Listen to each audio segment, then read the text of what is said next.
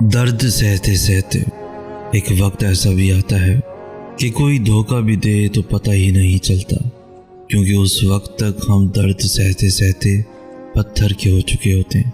ان باتوں پر بھی رونا نہیں آتا جن باتوں کو اگر پہلے کبھی سن لیا ہوتا تو شاید رو رو کے مر جاتے۔ لفظ تکلیف نہیں دیتے، تکلیف دیتی ہیں وہ امیدیں جو ہم دوسروں سے وابستہ کرتے ہیں، اور ہم لوگ اتنے پاگل ہوتے ہیں کہ ایک ہی شخص سے بار بار دھوکہ کھاتے ہیں، صرف اس لیے کہ وہ ہمارا پسندیدہ شخص ہوتا ہے۔ زندگی کی تلخ حقیقت یہ بھی ہے کہ ہم یہ تو چاہتے ہیں کہ ہر کوئی ہمیں سمجھے، ہماری مانے، ہم سے محبت کرے، ہمیشہ نرمی سے پیش آئے۔ خود ہم کچھ بھی کریں، کہہ دیں، کوئی کچھ نہ کہے، کیوں؟ سامنے والا انسان نہیں ہے، اس کے سینے میں دل نہیں ہے۔ ہم اتنے کمزور نہیں ہوتے جتنا زندگی ہمیں بنا دیتی ہے۔ ہر وہ لمحہ جب ہمارے دل کو تکلیف پہنچی تھی وہ گزرتا نہیں ہے، وہ وہی ٹھہر جاتا ہے۔ ہمارا دل بہت لمبی مسافت طے کر لیتا ہے، مگر اس عرصے میں وہ ایک تکلیف نہیں بھلا پاتا، ایسے جیسے درد دل کی دیواروں کے درمیان کہیں رہ جاتا ہے۔ جیسے پورے کاغذ پر کالی سیاہی سے لکھا جائے تو پھر اسے مٹا پانا ناممکن ہوتا ہے، اور اگر زبردستی مٹانے کی کوشش کرو تو نیچے سے کاغذ کا ٹکڑا بھی پھٹ جاتا ہے۔ ویسے ہی دل بھی درد کو بھلا نہیں پاتا، زبردستی کرو تو دل اور بھی زخمی ہو جاتا ہے، کیونکہ دل پہ ہماری نہیں چلتی اور دل کا درد وقت مانگتا ہے۔ کوئی بات نہیں اگر آپ کو سب برا سمجھتے ہیں، کوئی بات نہیں اگر کوئی آپ کے دل کا حال نہیں سمجھ پا رہا، کوئی بات نہیں اگر آپ اپنی بات کسی کو سمجھا نہیں پا رہے، کوئی بات نہیں اگر آپ سے بیزار ہے کوئی، اگر آپ سے ناخوش ہے کوئی، ان باتوں میں واقعی کوئی بات نہیں، مگر یہی باتیں انسان کو اندر سے کھوکھلا، بے بس اور شاید ایک حد تک ختم کر دیتی ہیں۔ اس کوئی بات نہیں میں ہی ہر بات ہے، کہیں کوئی ٹوٹ جاتا ہے تو کہیں کسی کا سب کچھ چھوٹ جاتا ہے، کہیں کوئی اپنی ہی نظروں سے گر جاتا ہے تو کہیں کسی کو کوئی پہچان نہیں رہتی، اور کوئی کتنی آسانی سے کہہ دیتا ہے کوئی بات نہیں۔ میں اپنی زندگی میں اتنا مصروف ہونا چاہتا ہوں کہ مجھے کسی انسان یا اس کے رویے کی پرواہ نہ ہو۔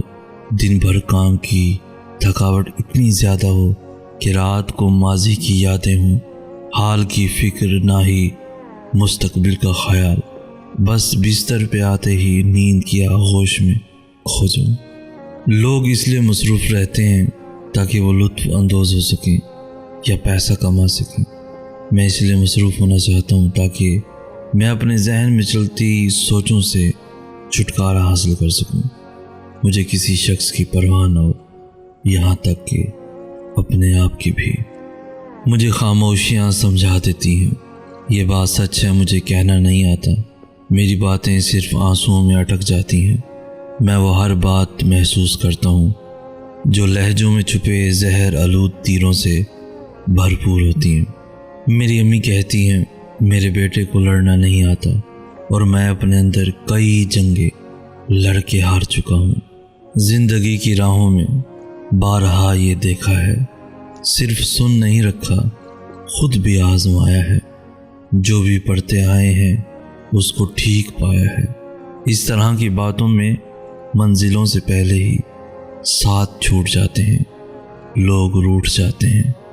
یہ تمہیں بتا دوں میں، چاہتوں کے رشتوں میں پھر گرا نہیں لگتی، لگ بھی جائے تو اس میں وہ کشش نہیں رہتی، ایک پھیکا سا رابطہ تو رہتا ہے، تازگی نہیں رہتی، روح کے تعلق میں زندگی نہیں رہتی، بات پھر نہیں بنتی، لاکھ بار مل کر بھی دل کبھی نہیں ملتے، ذہن کے جھروکوں میں، سوچ کے دریچوں میں، تتلیوں کے رنگوں میں پھول پھر نہیں کھلتے۔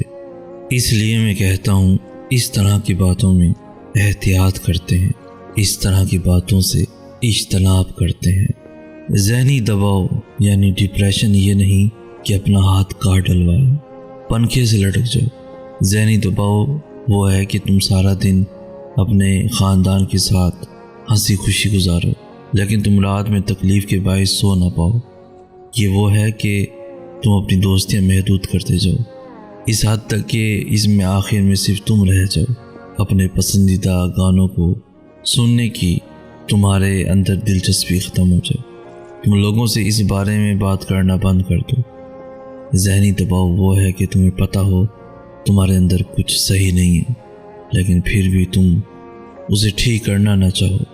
یہ ہوتا ہے ڈپریشن، یہ ہوتا ہے ذہنی دباؤ۔ ہمیں دوست ملتے ہیں، وہ سب دوست اس وقت تک ہوتے ہیں جب تک آپ ان کے کام آئیں، اس کے بعد کوئی پلٹ کر نہیں دیکھتا۔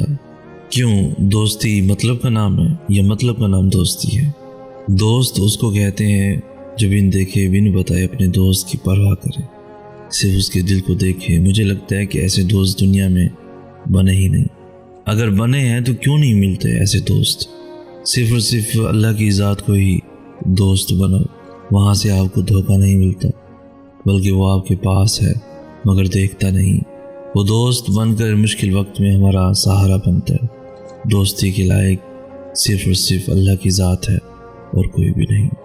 میں راہ زندگانی پر قدم جب بھی بڑھاتا ہوں، کہیں کانٹوں سے بچنا ہے، کہیں دل کو کچلنا ہے، کہیں اپنوں کی بے رخیاں، کہیں غیروں کے تانے، میں تھک کر بیٹھ جاتا ہوں۔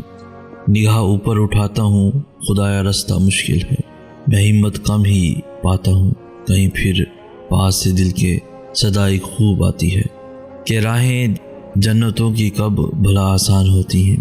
کہیں صحرا کی تپتی ریت، کہیں طیف کے پتھر ہیں، کہیں اپنے ہی تلوار لیے اس جان کے در پہ ہیں۔ اگرچہ ہے بہت مشکل، مگر اس راہ سے پہلے بھی کتنے لوگ گزرے ہیں۔ انہی قدموں پہ چلنا ہے کہ پھر ایک حسین منزل تمہاری منتظر ہوگی انشاءاللہ۔ بس یہ یاد رکھنا، بس یہی یاد رکھنا۔ دور جدید میں ہر ایک شخص دوسرے کو اپنے حصار میں لینا چاہتا ہے کہ جیسے میں چاہوں ویسا ہی کرنے کا پابند رہے، اور اگر حصار میں نہ آئے یا حصار میں آ کر بھاگنے کی کوشش کرے تو اس کا جینا حرام کرنے کے در پہ ہو جاتا ہے۔ میں سمجھتا ہوں تعلق اب تعلق نہیں رہے، بلکہ تعلق قائم ہونے پر ہی جال بننا سٹارٹ ہو جاتے اور آپ کی آزادی قید میں بدلنا شروع ہو جاتی ہے۔ ایسے حالات سے تنہائی ایک ایسی آزادی ہے کہ انسان اپنے فیصلے خود آزادی سے کرتا ہے۔ انسان کو اپنی ذات میں سمندر سا ہونا چاہیے، اتنا وسیع و عریض کہ کوئی آپ کو عبور نہ کر سکے، اتنا گہرا کہ کوئی گہرائیاں نہ ماپ سکے، اتنا باظرف کہ ندی نالوں سے لے کر جھیلوں دریاؤں کو پناہ دینے والا، اور اپنی ذات میں یکتا گہرا سکوت رکھنے والا۔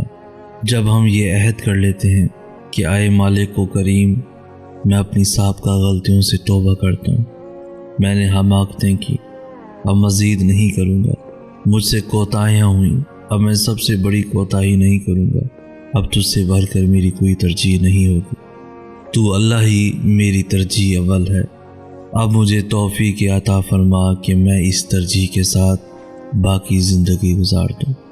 جب آپ نے یہ مینٹل ڈیسیژن لے لیا تو اللہ کی آپ سے ضد ختم ہو گئی، اللہ کا مقصد پورا ہو گیا۔